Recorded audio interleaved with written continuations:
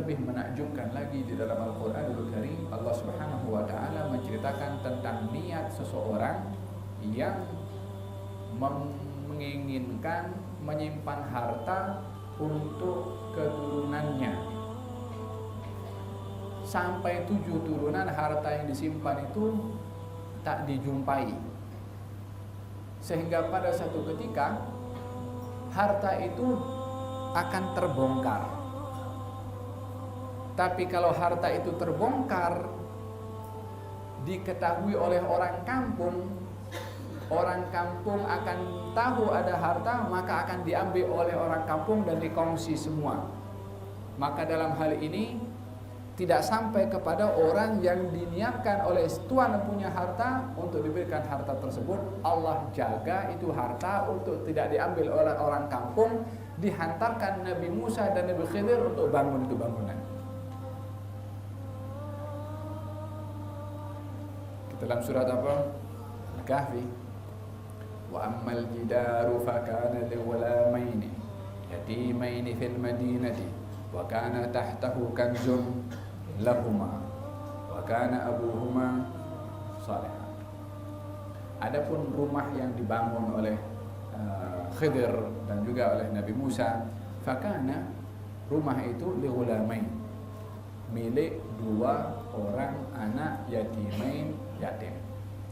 Wa kana tahtahu, di bawah rumah itu kanzun, ada harta karun, harta simpanan. Lahuma, milik mereka berdua. Milik mereka berdua di sini maksudnya adalah pewaris. Daripada siapa? Wa kana abuhuma salihah. Gal bapaknya adalah orang yang saleh. Yakni bapaknya ini yang dimaksudkan adalah datuknya yang ke-7. Simpan itu harta diniatkan untuk keturunannya. Sehingga ketika rumah itu miring, kalau roboh, ini harta boleh dijumpai orang lah. Sementara orang kampung ini, satu kampung adalah orang yang yang cintakan harta. Apa buktinya? Buktinya adalah ketika Nabi Musa pergi ke kampung itu kan minta apa? Minta makanan. Ketika masuk fantolata, masuk ke kampung, kemudian meminta pemberian, falam yudhayifuhuma. Satu kampung tak pelawa dia, kedekut. Pasal apa kedekut? Pasal punya rasa hubud dunia yang melampau, kecintaan kepada keduniaan. Maka kalau jumpa ini harta karun milik 2 anak yatim, akan dibagi sama, mungkin dibagi sedikit anak yatim itu. Karena niat si datuk yang ke-7 itu untuk menyimpan harta untuk anak si yatim, maka ketika akan terbuka, dihantarkan oleh Allah 2 orang yang mulia, Nabi Musa dan Nabi Khidir, bangun kerja. Kasih rapi itu rumah supaya tak terbuka. Nanti anak itu sudah dewasa akan ditunjukkan oleh Allah Subhanahu wa taala di mana tersimpannya harta karun. Kenapa Allah hantarkan Nabi Musa dan Nabi Khidir untuk membangun kepada rumah tersebut? Sebab Tuhan punya harta, datuknya ke-7 itu simpan untuk keturunannya. Niatnya itu disimpan oleh Allah Subhanahu wa taala sehingga dijaga. Wa hakada barakatun niyah, berkat daripada niat. Man fataha li nafsihi baban niyatin salihah fatahallahu alaihi 70 baban min abwabi at-taufiq. Siapa orang yang membuka untuk dirinya satu pintu niat yang baik, Allah akan membukakan untuknya 70 pintu daripada pintu-pintu at-taufiq. Tidak ada ibadah yang lebih afdal daripada an-niyah. Kata Imam Al-Haddad, hendaklah anda sentiasa menyimpan niat baik di hati serta ikhlaskan niat itu kepada Allah Subhanahu wa taala. Niat perlu kepada ikhlas. Subhanallah. Jadi ikhlas ini, niat itu amalan, salat itu amalan, sedekah itu amalan. Setiap amal perlu kepada ikhlas, termasuk niat yang juga amalan hati perlu kepada ikhlas. Walihada dikatakan al-ikhlasu ruhul amal. Ikhlas itu ruh kepada amal. Yang dengan adanya ruh baru nampak hidup. Tak adanya ruh termasuk niat di dalam hati juga. Bukankah baginda Rasulullah sallallahu alaihi wasallam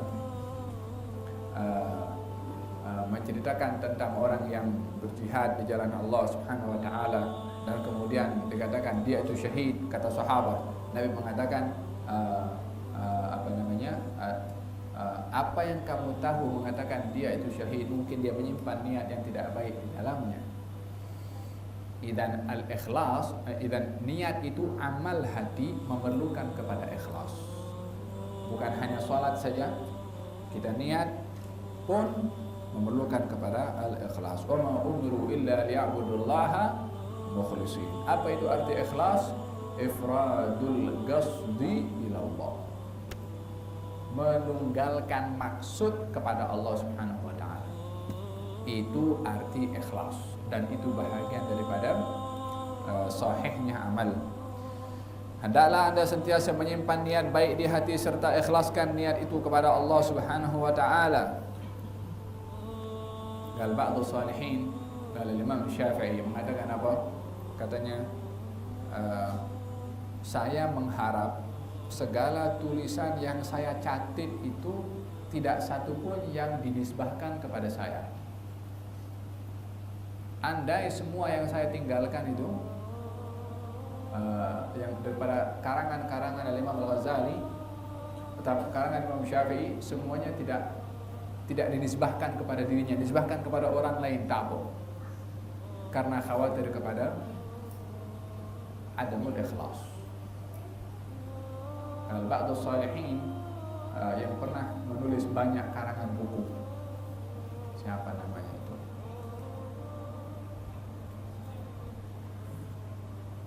Al-Hasil. Ahad salihin mempunyai banyak karangan buku. Setelah banyak karangan buku, pada akhir hayatnya dibakar buku itu semua. Gal saya khawatir berjumpa dengan Allah dan saya akan disoal ketiadaan ikhlas saya dalam catatan buku ini, sehingga saya dipersoal kepada buku yang sudah berpindah ke semerata tempat, sementara saya menulisnya tidak ikhlas dan saya dipertanggungjawabkan oleh Allah Subhanahu wa taala. Sampai mereka yang sedemikian untuk mengelak daripada ketiadaan ikhlas. Oleh hadza sadatna al-alawiyyin menjadikan teras utama dalam pegangan mereka adalah al-ilm wal amal wal ikhlas.